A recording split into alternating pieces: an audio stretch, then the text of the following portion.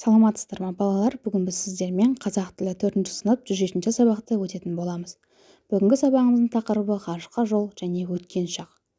Енді балалар, бүгінгі сабақта өтетініміз мәтіннің кестесін тауып, түзетіп жаза алатын боламыз және етістікті өткен шақта қолдана алатын боламыз.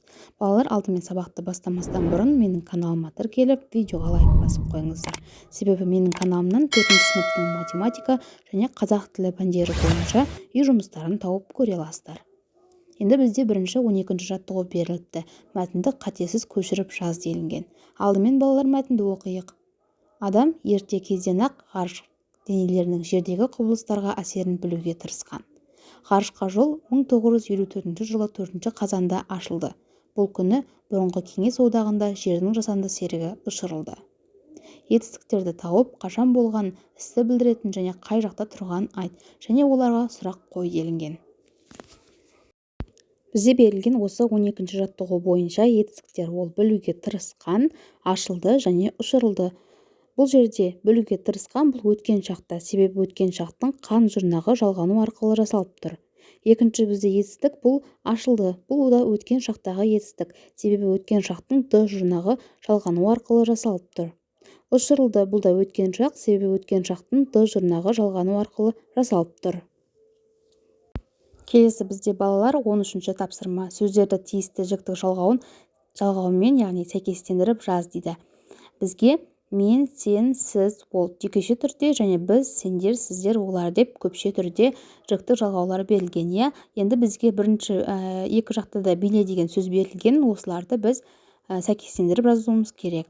Сонда бірінші жақта жекеше түрде мен биледім. Бұл өткен шақтағы етістік. Бірінші жақта, яғни мен істедім, мен биледім. Бұл өтіп кеткен.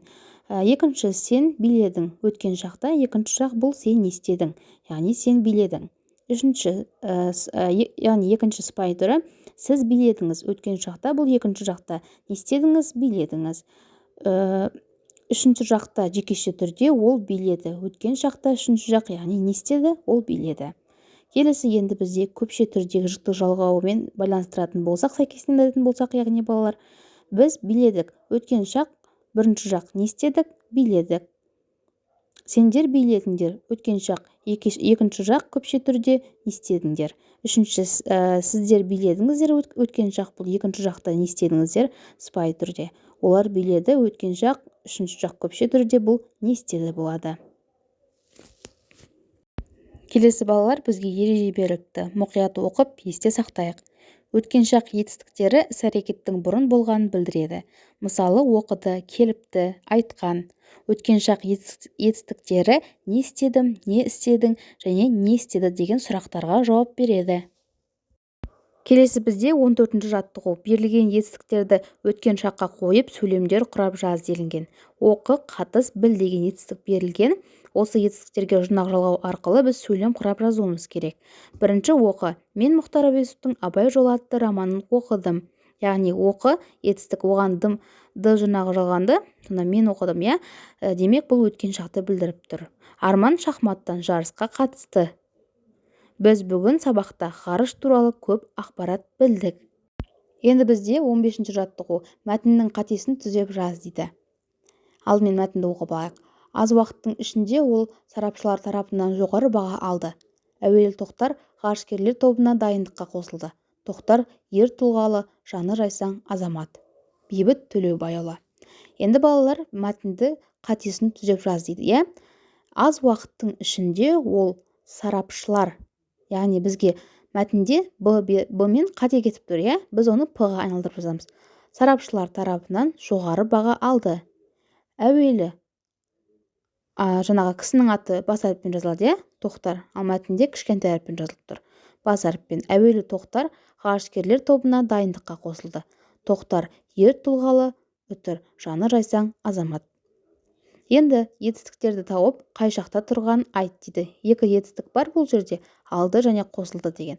Алды бұл өткен шақта, яғни д өткен шақтың жұрнағы. Қосылды, бұл да өткен шақта, д бұл жерде өткен шақтың жұрнағы болады. 16-ші жаттығу. Екі бағандағы етістіктерді салыстырып, бір-бірінен өзгешелігін дәлелде. Бірінші баған танысты, үйренді, тыңдады, шақырды. Бұл өткен шақты білдіреді. иә, өтіп кеткен. Яғни танысып қойды ол, үйреніп қойды, тыңдап қойды, яғни шақырып қойды. Келесі бізде нақ осы шақты білдіреді. Ол танысып жатыр, үйреніп жүр, тыңдап отыр, шақырып тұр. Яғни бұл жерде екеуінің айырмашылығы екі бағандағы сөздер екі түрлі шақта. Біріншісі ол айтып өткеніндей өткен шақта тұр, себебі т өткен шақтың тырнағы. Ал екінші баған нақ осы шақ. Себебі тұр, отыр, жүр, жатыр сөздері осы шақтың көмекші сөздері болады екен. Келесі бізде соңғы жаттығу 17-ші жаттығу кестені мысалдармен ауызша толықтыр дейді. Бізде қазір орындалып тұрған қимылды және бұрын орындалып қойған қимылға сөйлем құрастырып жазуымыз керек. Мен өлең жазып отырмын. Бұл қазір орындалып тұрған қимылға мысал бола алады. Екінші бұрын орындалған қимылға атам кеше ауылдан келді. Балалар, осымен бүгінгі біздің сабағымыз аяқталды. Келесі сабақтарды жоғалтып алмас үшін каналға тіркелуді ұмытпаңыздар. Сау болыңыздар.